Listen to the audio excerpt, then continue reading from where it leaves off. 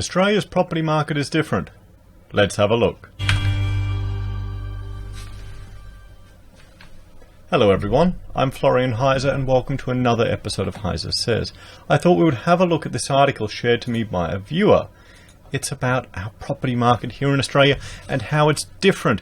No one has to worry, guys. We're not going to replicate Ireland or the United States. We're not going to have a crash at all in Australia because we're different. We're different. So before we go into this article, I've done an argument map just looking at the 7 claims that the author has made in this piece. So the author is Michael Yardney, and he has built his entire business and career on helping people achieve wealth from property. So I would say, as a man, he might have a lot personally invested in this sector and his position on the sector. So there might be a bit of cognitive dissonance in his ability or capacity to even see a potential decline in the sector of significance if one appeared. He may not even be capable of seeing it. So there's a potential bias there. He's a directorship of Metropole Property Strategies and essentially acting as a buyer's agent. So that's something just to keep in mind when we read through his article, guys, because that will frame everything people will do. So, is Australia's property market going to crash, he asks. Are we headed for the same fate as the USA, Ireland or Spain, where property markets crumbled? Well, that's what some commentators are suggesting. They say Australia's property market is a giant speculative bubble propelled by tax breaks, low interest rates and liar loans that have led to massive mortgage stress, and it's all about to go bust, bringing down the banks and the economy with it. Now, a viewer sent me this article, or not this article, this video. Peter Schiff was right, 2006-2007 version. And you see a very young Peter in a 240p video clip. Now, my understanding is because times are tough, YouTube have had to reduce the resolution of videos to save costs. Razorstein for that terrible joke. Is that a dad joke? I think it is. But yeah, it's pretty old. And what's interesting is not what Peter's saying, but what all the other people are saying, the other commentators who are essentially making fun of him, who are tearing into him, who are betting a penny that he's wrong. And now we know he was completely right. He was completely right. So let's jump back here and keep that in mind as well. Because if you have people who could suffer from a cognitive dissonance and seeing information presented to them, they will literally hallucinate and see something else. That's how powerful the brain is. So while other, in my mind, more informed, see there he's poisoning the well, commentators say we're different and we shouldn't compare Australian property markets with overseas markets. So is this true? Are we really different, or are we just kidding ourselves? I spoke with Australia's leading housing economist, Dr. Andrew Wilson, chief economist of My Housing Market, to find out. Well, let's just have a look. We'll jump over here to the Observatory of Economic Complexity. And I mean, guys, if you want to compare Australia's export economy, what we're importing, what we're exporting to other countries, that's a good place to start. One thing in how we're different is the complexity of our economy. It is very low. Before we even look at the housing market, Australia is not a very advanced economy. Keep that in mind. Keep that in mind. All of this stuff fits together. So, his first point, seven ways. The trouble is, we're hearing the same for years. Calls for a property crash have been pumped out repeatedly since early last decade. So 7 ways. Oh yes, and our economy has been in a declined level of growth, or a depressed level of growth, since the GFC. What's propped it up? Well, a few things, and we'll look into that. 7 ways our housing markets are different to overseas property markets. 1, population growth is underpinning our property markets. We're growing at around 400,000 people per annum, but this is concentrated in our 3 biggest capital cities, creating a strong demand for housing, particularly because many of the people migrating to Australia are at household formation age, and they're generally skilled and coming for jobs.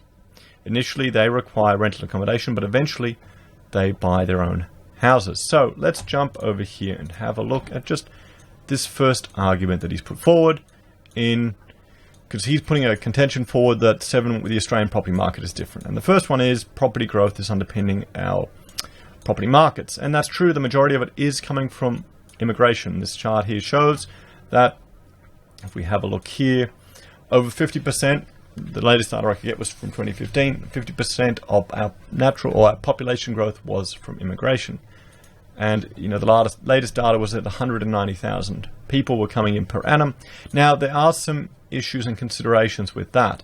And it's going to conflict with some of the other positions he puts forward in his argument.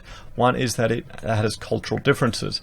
You know, immigrant culture shock and intergenerational cultural shock, particularly if you have people coming from a high conflict zone, then the next generation of children will suffer culture shock between the new culture they're becoming a part of and their parents as well. And we're seeing that play out in America with a lot of the disproportionate ratios of criminality with different groups that tends to disappear after a few generations. It's funny how that happens. But that is a price, you know, a cost of immigration that we need to take into account. That doesn't seem to be calculated anywhere. Something to keep in mind. Now, the huge issue is our infrastructure has not kept pace with population. Now, I looked at this with population growth and water supply in this video here. Australia's population growth outstrips our water supply.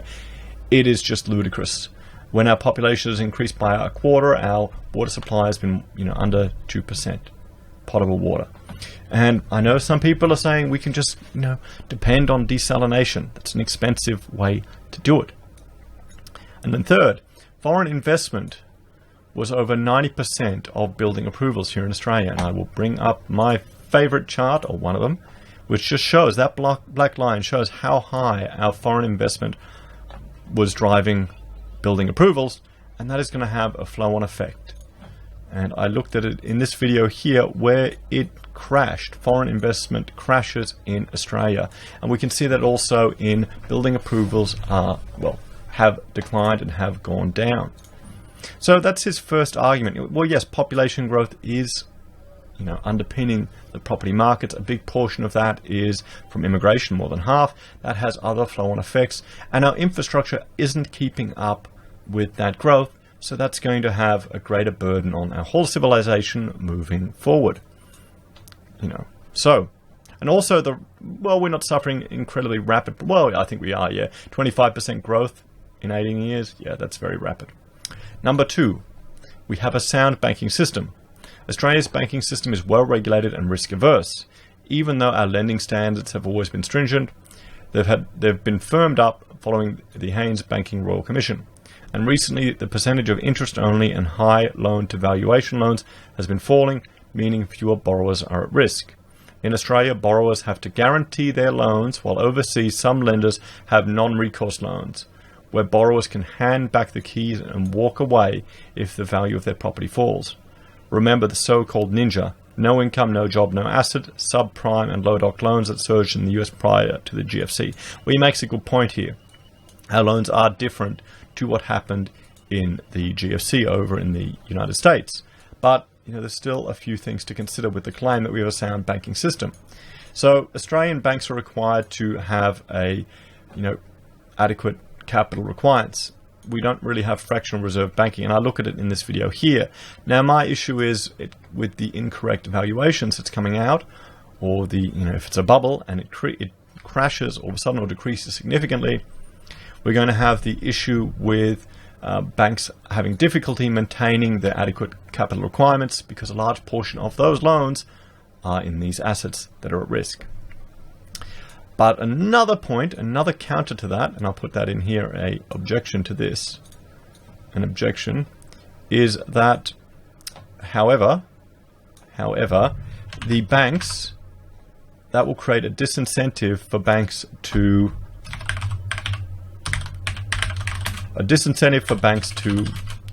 crash the market. Really? Will that reduce their desire to call in loans? Will we get the same thing in America, where a large proportion of people are living in buildings where they shouldn't, or mortgages that they've defaulted on, they just stop paying? Maybe. We'll see.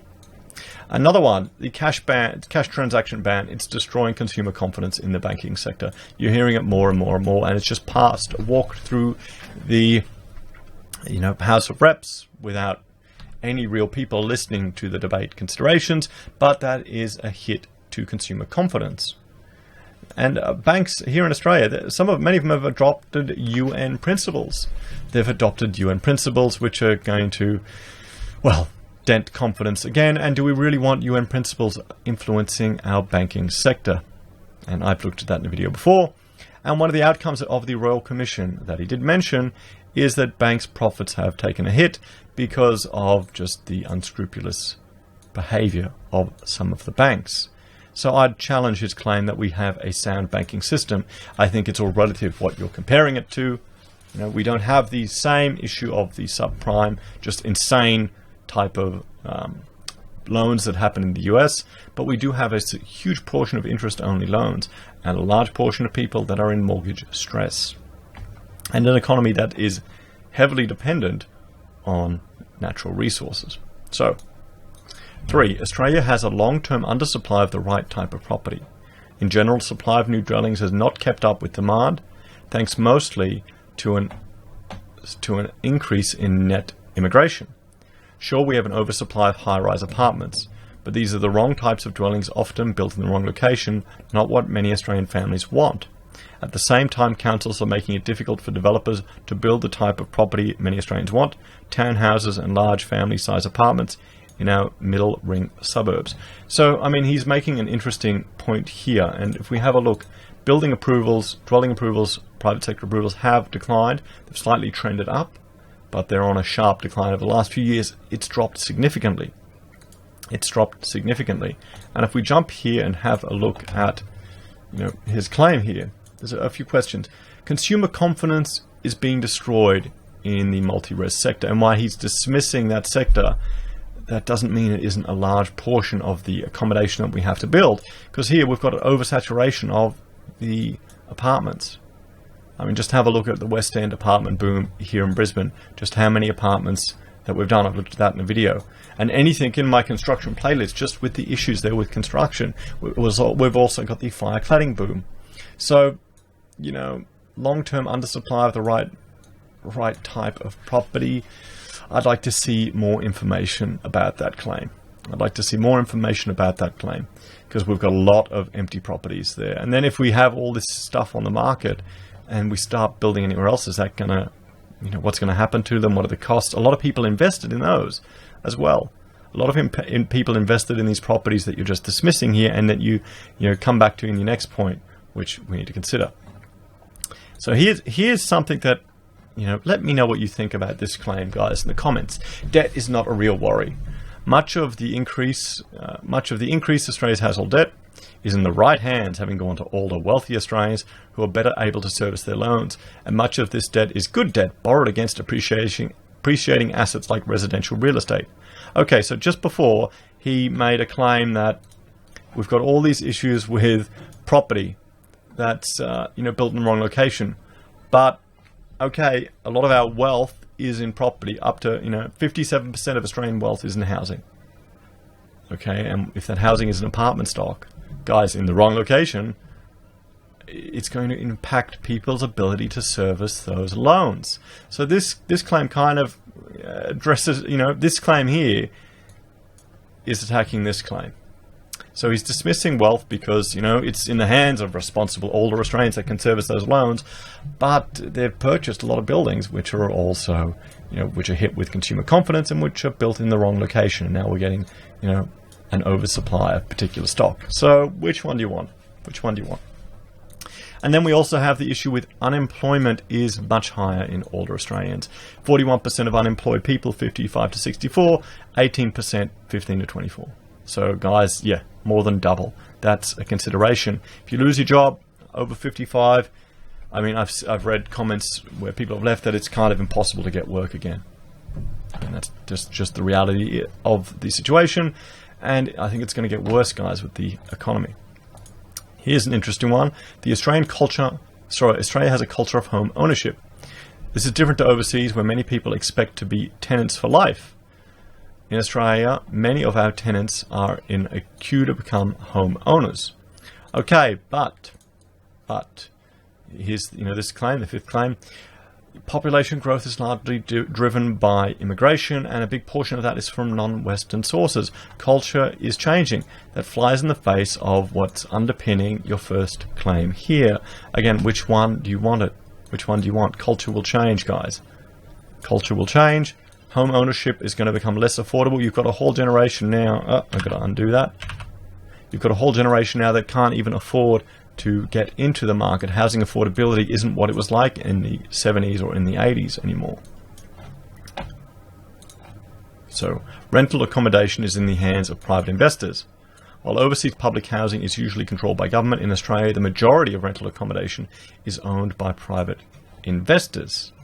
Okay, that's an interesting point, but you have to understand that the government is still providing rent assistance and financial support for a lot of people that are using it as public housing as well. That's another consideration. And with the government controlling it, will they flood the market with their stock? Well, maybe they will. And then the seventh point, government wants us to own property. Because of our culture of home ownership, well, no, that's kind of changing, isn't it? With increased immigration and a generation that is not able to even contemplate a home. The government encourages first home buyers with certain incentives and property investors with tax breaks. Like, how long can that go on for?